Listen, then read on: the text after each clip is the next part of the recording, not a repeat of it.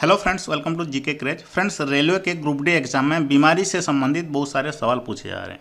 तो दोस्तों, आज हम इस वीडियो में बीमारी से संबंधित एनसीईआरटी के जितने भी सवाल दिए गए हैं आपके एनसीईआरटी का एग्जाम्पलर में, और साथ साथ दोस्तों प्रीवियस ईयर के टीसीएस के द्वारा जितने भी सवाल पूछे गए थे ग्रुप डी के और एनटीपीसी के एग्जाम में, उन सभी को एक साथ इस वीडियो में डिस्कस करेंगे। वीडियो के अंत तक जरूर देखिएगा। बीमारी से संबंधित दोस्तों इस वीडियो में आपको मास्टर कंटेंट मिलने वाला है। इन सभी क्वेश्चन का दोस्तों जो पीडीएफ है आपको हमारा एप्लीकेशन में मिल जाएगा। टेलीग्राम में भी दोस्तों ये जो एग्जाम्पलर का एनसीईआरटी का एग्जाम्पलर डाल दूंगा आपको, और सभी क्वेश्चन को मॉक टेस्ट के रूप में यानी क्विज के फॉर्मेट में भी सॉल्व करना चाहते हैं तो आप हमारा एप्लीकेशन में कर सकते हैं।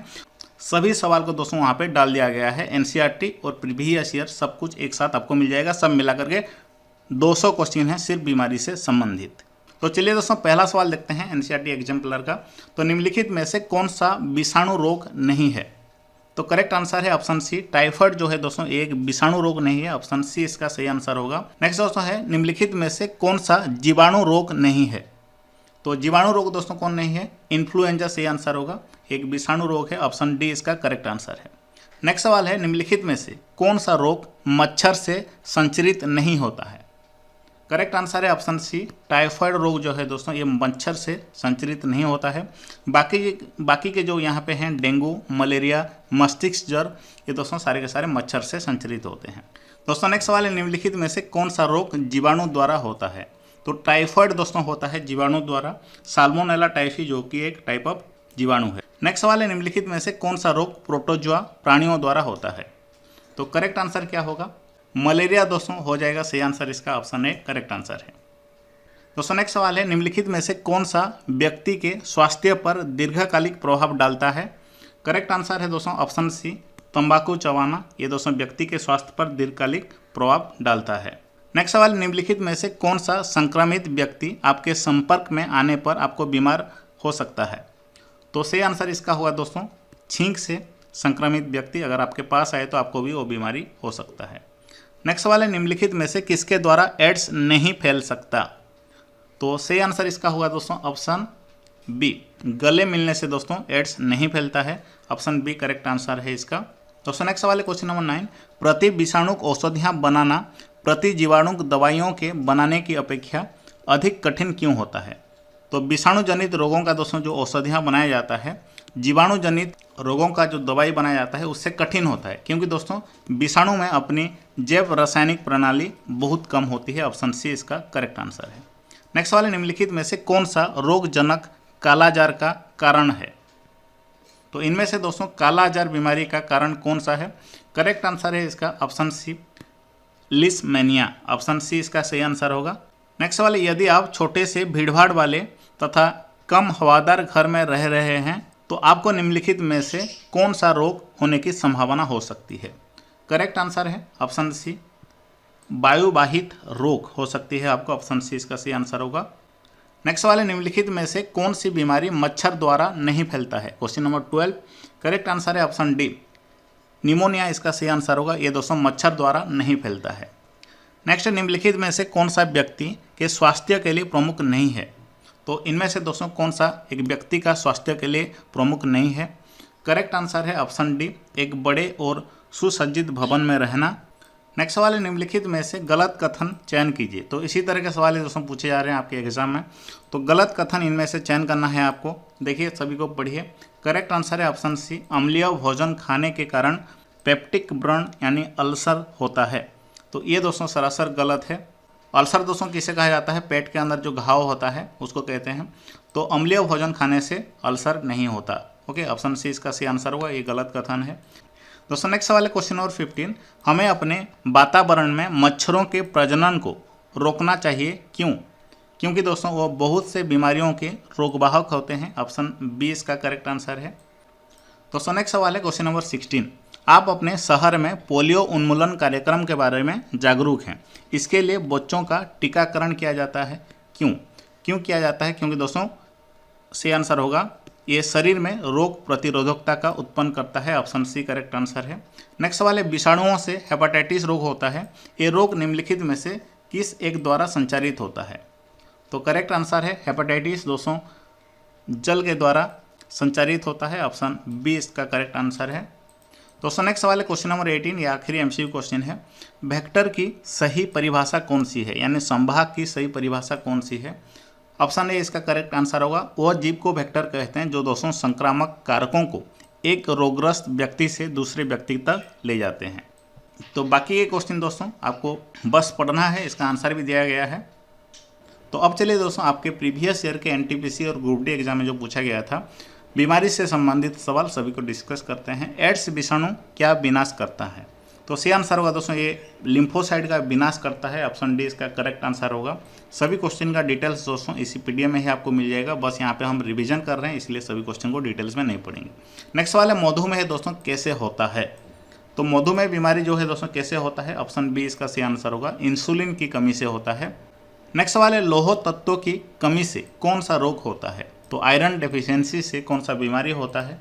करेक्ट आंसर है ऑप्शन डी, रक्त अल्पता का बीमारी होता है। नेक्स्ट सवाल है जलजनित रोग हेपेटाइटिस ए किस रोगाणु के कारण होता है, तो किस रोगाणु के कारण होता है, ऑप्शन बी ये विषाणु के कारण होता है, यानी वायरस के कारण होता है। नेक्स्ट सवाल है मोतियाबिंद एक बीमारी ये किससे संबंधित है, तो दोस्तों ये नेत्र से संबंधित है, ऑप्शन डी इसका करेक्ट आंसर होगा। नेक्स्ट सवाल देखते हैं क्वेश्चन नंबर 6, निम्नलिखित में से कौन सा एक अभाव से होने वाला रोग है, यानी दोस्तों डेफिशिएंसी से कौन सा रोग होता है, तो स्कर्वी रोग दोस्तों होता है विटामिन सी की कमी से होता है, विटामिन सी यानी एस्कॉर्बिक अम्ल का कमी से होता है। नेक्स्ट सवाल है नींद की बीमारी यानी स्लीपिंग सिकनेस ये किसकी वजह से होता है, तो किसकी वजह से, ट्रिप्नोसोमा की वजह से होता है, ऑप्शन डी इसका करेक्ट आंसर है, याद रखिए। पोलियो दोस्तों किसके कारण होता है, पोलियो का बीमारी किसके कारण होता है, तो विषाणु के कारण यानी वायरस के कारण होता है, याद रखिए पोलियोमाइलिटिस विषाणु के द्वारा होता है। नेक्स्ट सवाल देखते हैं बीसीजी टीका में सी शब्द किससे संबंधित है, तो बीसीजी का फुल फॉर्म क्या होता है दोस्तों, बेसिलस कालमेट गुएरिन, तो कालमेट इसका सही आंसर होगा, ऑप्शन ए सी का फुल फॉर्म यहाँ पे पूछा गया है। नेक्स्ट सवाल देखते हैं एंटीबॉडीज किसके द्वारा स्रावित होता है, एंटीबॉडीज किसके द्वारा स्रावित होता है, हिस्टियोसाइड के द्वारा स्रावित होता है, ऑप्शन डी इसका करेक्ट आंसर होगा। नेक्स्ट सवाल है दोस्तों यक्षय रोग ये किसके द्वारा फैलता है, यक्षय रोग दोस्तों ये किसके द्वारा फैलता है, वायु के द्वारा फैलता है। रेबीज दोस्तों क्या है, रेबीज जो है ये क्या है, करेक्ट आंसर होगा ये दोस्तों एक विषाणु जनित रोग है।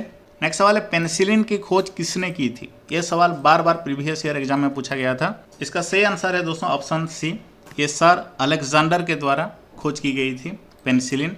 अलेक्जेंडर फ्लेमिंग ने इसका खोज कब किए थे, 1928 में किए थे, याद रखिएगा। नेक्स्ट सवाल है डेंगू दोस्तों किसके द्वारा फैलता है, डेंगू बीमारी ये किसके द्वारा फैलता है, मच्छर के द्वारा फैलता है, ऑप्शन सी करेक्ट आंसर होगा। निम्न में से कौन सा प्रोटोजोआ जनित रोग नहीं है, तो करेक्ट आंसर है हाथी पांव जो है दोस्तों ये प्रोटोजोआ जनित रोग नहीं है, ऑप्शन ए करेक्ट आंसर होगा। लॉक जॉ ये किस रोग जनित अवस्था है, दोस्तों लॉक जॉ जो है ये किस रोग जनित अवस्था है, सही आंसर होगा दोस्तों टिटेनस को लॉक जॉ भी कहा जाता है, याद रखिए। फाइलेरिया का संक्रमण किसके द्वारा होता है, तो सही आंसर है ऑप्शन सी माइक्यूलेक्स मच्छर के द्वारा होता है, ऑप्शन सी इसका सही आंसर होगा। नेक्स्ट दोस्तों है माइकोबैक्टीरियम लेफ्री ये क्या है, करेक्ट आंसर है दोस्तों ये एक बेसिलस है माइकोबैक्टीरियम लेफ्री। नेक्स्ट सवाल है पीलिया किस अंग में खराबी या विकार आने से होता है, करेक्ट आंसर है दोस्तों ऑप्शन बी यकृत अंग में विकार आने से होता है पीलिया नामक बीमारी। क्वेश्चन नंबर 20 देखते हैं मानव शरीर का कौन सा अंग निमोनिया से प्रभावित होता है, तो सही आंसर है फेफड़े जो है निमोनिया से प्रभावित होता है। कौन सा रोगाणु जलजनित रोग ई कोलाई फैलाता है, कौन सा रोगाणु दोस्तों, इसका करेक्ट आंसर है ऑप्शन सी जीवाणु दोस्तों ये ई कोलाई फैलाता है। नेक्स्ट सवाल निम्नलिखित में से कौन सा रोग प्रोटीन की कमी से होता है, तो प्रोटीन की कमी से कौन सा रोग होता है, क्वासिओर्कोर होता है, ऑप्शन बी इसका करेक्ट आंसर होगा। दोस्तों नेक्स्ट सवाल है कार्सिनोजेनिक रसायन से क्या होता है, तो कार्सिनोजेनिक रसायन से कैंसर का बीमारी होता है, याद रखिए। एलिसा टेस्ट किस रोग की पहचान हेतु होता है, करेक्ट आंसर है ऑप्शन बी ये एड्स एंटीबॉडीज़ की पहचान के लिए होता है एलिसा टेस्ट, ये सवाल भी आपका ग्रुप डी में पूछा चुका है। नेक्स्ट सवाल किस प्रदूषक द्वारा ब्रुकक रोग होता है, तो किस प्रदूषक के द्वारा, करेक्ट आंसर है दोस्तों कैडमियम के द्वारा होता है, ऑप्शन ए इसका करेक्ट आंसर है। दोस्तों नेक्स्ट सवाल है खाना बनाने का तेल का पुनः प्रयोग ये क्यों अवांछनीय है? करेक्ट आंसर होगा ऑप्शन बी, कैंसरजनक रसायन जैसे बेंजेपायरिन का बनना क्यों बनते हैं दोस्तों? किसी भी तेल को अगर आप बार बार इस्तेमाल करेंगे तो। परिवहन पुलिस द्वारा शराबियों की जांच हेतु सांस परीक्षण में क्या उपयोग किया जाता है? तो पोटेशियम डाइक्रोमेट सल्फ्यूरिक अम्ल का इस्तेमाल किया जाता है। ऑप्शन ए इसका दोस्तों करेक्ट आंसर होगा। टाइफाइड ज्वर किसके द्वारा होता है? करेक्ट आंसर है जीवाणु के द्वारा होता है टाइफाइड ज्वर। ऑप्शन बी इसका करेक्ट आंसर होगा। प्रथम एंटीबायोटिक्स कौन सी थी? जो प्रथम एंटीबायोटिक्स दोस्तों कौन सी थी? करेक्ट आंसर है इसका ऑप्शन सी इसका सही आंसर होगा। पेनिसिलिन दोस्तों प्रथम एंटीबायोटिक थी। नेक्स्ट सवाल है कैंसर के निदान के लिए निम्न में से कौन सा परीक्षण किया जाता है? सही आंसर होगा बायोप्सी किया जाता है कैंसर का निदान के लिए। डेंगू ज्वर का कारक कौन है? तो सही आंसर होगा ऑप्शन डी, विषाणु दोस्तों डेंगू ज्वर का कारक है। क्वेश्चन नंबर 32 देखते हैं, निम्नलिखित में से कौन सा रोग दूध द्वारा फैलता है? तो कौन सा रोग दूध द्वारा फैलता है? ऑप्शन ए क्षय रोग दोस्तों इसका सही आंसर होगा, याद रखिए। नेक्स्ट सवाल है ऐसे कीट जो रोगों को फैलाते हैं उन्हें क्या कहा जाता है? तो सही आंसर होगा वाहक कहा जाता है। ऑप्शन ए इसका दोस्तों करेक्ट आंसर है। दोस्तों नेक्स्ट सवाल है निम्नलिखित में से कौन ट्यूबरकुलोसिस के विरुद्ध कार्य करता है? तो स्ट्रेप्टोमाइसिन इसका सही आंसर होगा। ऑप्शन डी करेक्ट आंसर है। नेक्स्ट दोस्तों है टमी फ्लू दवा किसके रोकथाम के लिए उपयोग किया जाता है? ये सवाल भी कई बार दोस्तों पूछा गया है। सही आंसर होगा बर्ड फ्लू का रोकथाम के लिए इसका इस्तेमाल किया जाता है टमी फ्लू नामक दवा का। नेक्स्ट सवाल है दोस्तों क्वेश्चन नंबर 36, निम्नलिखित में से क्षय रोग के उपचार हेतु क्या उपयोग किया जाता है? तो पेनिसिलिन का इस्तेमाल किया जाता है। ऑप्शन ए इसका करेक्ट आंसर होगा। नेक्स्ट देखते हैं परमाणु विकिरण के मानव शरीर का कौन सा भाग अत्यधिक प्रभावित होता है? तो न्यूक्लियर रेडिएशन से दोस्तों कौन सा भाग अत्यधिक प्रभावित होता है? त्वचा इसका सही आंसर होगा। ऑप्शन सी इसका सही आंसर है, याद रखिए। दोस्तों नेक्स्ट है कैंसर एक ऐसा रोग है जिसमें असामान्यतः क्या होता है? करेक्ट आंसर है दोस्तों कोशिका विभाजन होता है। ऑप्शन ए इसका सही आंसर होगा। जन्मजात शिशु को ट्रिपल वैक्सीन किन बीमारियों से रक्षा के लिए दिया जाता है? तो इसका करेक्ट आंसर है काली खांसी, tetanus and diphtheria. Triple vaccine इसके लिए दिया जाता है इन रोगों का उपचार के लिए। नेक्स्ट सवाल है निम्नलिखित में से कौन सा रोग मच्छरों द्वारा नहीं होता है? करेक्ट आंसर है दोस्तों ऑप्शन सी, नींद की बीमारी जो है ये मच्छरों द्वारा नहीं होता है। दोस्तों नेक्स्ट सवाल है रक्त अल्पता ये किसका अभाव से होता है? करेक्ट आंसर है इसका दोस्तों ये फोलिक अम्ल का अभाव से होता है। ऑप्शन सी इसका सही आंसर होगा। ये फोलिक अम्ल जो है ये विटामिन बी का एक प्रकार है। नेक्स्ट देखते हैं अमेबिक डिसेंट्री ये किसके द्वारा होता है? करेक्ट आंसर है एंटी अमेबा हिस्टोलिटिका के द्वारा होता है। ऑप्शन ए इसका सही आंसर है। नेक्स्ट सवाल निम्नलिखित में से कौन सी विषाक्त भारी धातु यकृत सिरोसिस नामक रोग उत्पन्न करता है? करेक्ट आंसर है दोस्तों तांबा जो है ये रोग उत्पन्न करता है यकृत सिरोसिस नामक। दोस्तों नेक्स्ट सवाल है बीसीजी प्रतिरक्षा ये किसके लिए किया जाता है? तो किस बीमारी के लिए ये जो बीसीजी का टीका दिया जाता है? करेक्ट आंसर है ऑप्शन बी। ये दोस्तों क्षय रोग हो जाएगा यानी ट्यूबरकुलोसिस ये हो जाएगा। ओके स्पेलिंग मिस्टेक है। नेक्स्ट सवाल देखते हैं। दोस्तों नेक्स्ट सवाल है किसकी क्षति से रक्त अल्पता होता है? करेक्ट आंसर है इसका ऑप्शन ए, हीमोग्लोबिन की क्षति से होता है। ऑप्शन ए इसका सही आंसर होगा। दांत यानी जो रिंग वर्म बीमारी होता है ये किस तरह का एक रोग है? सही आंसर है दोस्तों ये एक कवकीय रोग है। ऑप्शन डी इसका दोस्तों सही आंसर होगा, बार बार एग्जाम में पूछा जाता है। दोस्तों नेक्स्ट सवाल है रुधिर में यूरिक अम्ल की अधिकता से कौन सा बीमारी होता है? तो गाउट नामक बीमारी होता है। ऑप्शन बी इसका सही आंसर होगा। काली खांसी को और क्या कहा जाता है? तो काली खांसी को दोस्तों पर्टूसिस कहा जाता है। क्वेश्चन नंबर 53 देखते हैं निम्नलिखित में से कौन सा रोग ट्रिपल एंटीजन द्वारा प्रतिरक्षित नहीं है? सही आंसर होगा दोस्तों ऑप्शन ए, आंत्रज्वर दोस्तों जो है टाइफाइड जो है ये ट्रिपल एंटीजन का प्रतिरक्षित बीमारी नहीं है। डीपीटी का उपयोग किसका रोकथाम के लिए किया जाता है? तो डिप्थेरिया इसका सही आंसर होगा। ऑप्शन बी दोस्तों सही आंसर है। क्वेश्चन नंबर 55 देखते हैं। क्वेश्चन नंबर 55 है ऑप्थेल्मोलॉजिस्ट किसका उपचार करता है? सही आंसर होगा आँखों का उपचार करता है। ऑप्शन डी करेक्ट आंसर है। निम्नलिखित में से कौन सी बीमारी संक्रामक नहीं है? तो ऑप्शन सी दोस्तों गठिया बीमारी जो है ये संक्रामक बीमारी नहीं है। निम्नलिखित में से कौन सा असंचरणीय रोग है? करेक्ट आंसर है मधुमेह दोस्तों, ये एक असंचरणीय रोग है। इनमें से कौन सी बीमारी विषाणु जनित होती है? ऑप्शन ए खसरा बीमारी विषाणु जनित होती है, ऑप्शन ए इसका सही आंसर होगा। इनमें से कौन सा विषाणु जनित रोग है? ऑप्शन को देखिए ध्यान से, कौन सा सही आंसर होगा बताइए। जो खसरा दोस्तों है ये एक विषाणु जनित रोग है। नेक्स्ट वाला दोस्तों, इनमें से कौन सा रेड फ्ली जो चूहा बिच्छू होते हैं उनसे संक्रमित होता है? सही आंसर है ऑप्शन डी प्लेग का बीमारी, ऑप्शन डी इसका सही आंसर होगा। एबोला दोस्तों क्या है? तो सही आंसर होगा ये ऑप्शन ए पश्चिमी अफ्रीका में सीमित एक विषाणु रोग है। एंजियोप्लास्टी से किस रोग का उपचार होता है? सही आंसर है ऑप्शन बी हृदय रोग का उपचार होता है एंजियोप्लास्टी से। मलेरिया परजीवी का प्राथमिक परपोषी कौन सा है? सही आंसर है ऑप्शन सी मादा एनोफिलिस, ये प्राथमिक परपोषी है। इनमें से कौन सी बीमारी सामान्यतः मच्छरों द्वारा फैलती है? ऑप्शन ए मलेरिया जो बीमारी है मच्छरों द्वारा फैलती है। नेक्स्ट सवाल है, निम्न में से कौन सा एक विषाणु जनित रोग है? तो एड्स बीमारी दोस्तों एक विषाणु जनित रोग है। एड्स का विषाणु शरीर में किसको नष्ट कर देते हैं? देखिए सेम सवाल है लेकिन ऑप्शन यहाँ पर अलग है। तो प्रतिरक्षा तंत्र का नष्ट कर देते हैं, ऑप्शन ए इसका सही आंसर होगा।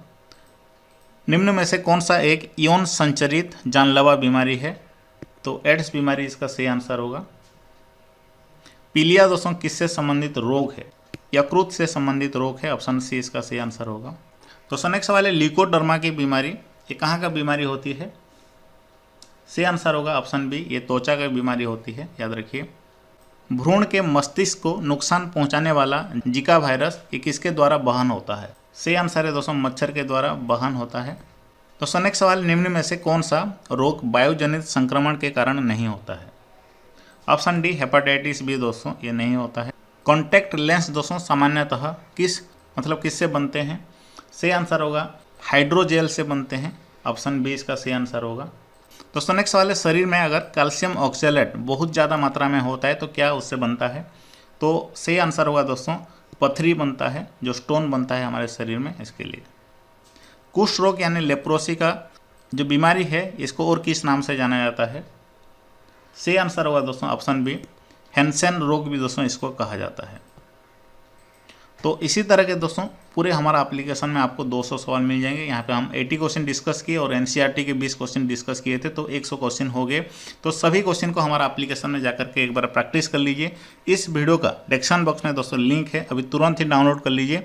अगर आप सभी क्वेश्चन को क्विज के माध्यम से और इसका PDF अगर चाहते हैं तो लिंक दोस्तों मिल जाएगा वीडियो का डिस्क्रिप्शन बॉक्स में। तो फिर मिलेंगे दोस्तों इसी तरह का किसी नए वीडियो में। धन्यवाद।